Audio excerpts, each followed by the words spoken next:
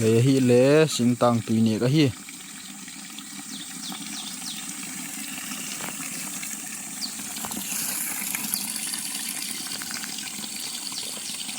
ya sin bul hom mol kwa kwan hong po da hi mol ko hom ma kwan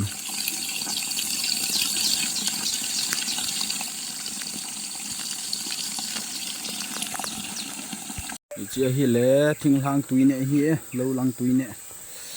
mol ki ka hong do hi fresh ta yang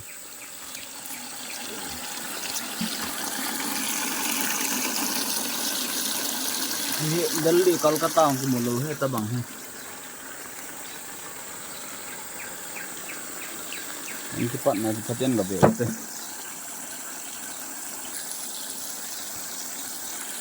mana yutin hong cepat na ai ai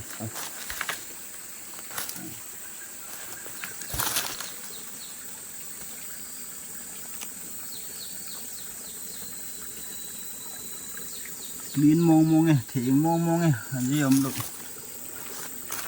đầm thì là tươi hay thằng hàng tươi ta bằng hiệu mỏ mua lô hay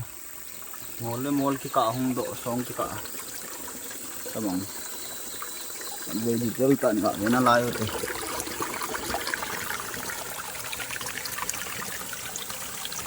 không độ là chỗ chỉ thì tán mol cái cả xong mỏ không độ hay từng lần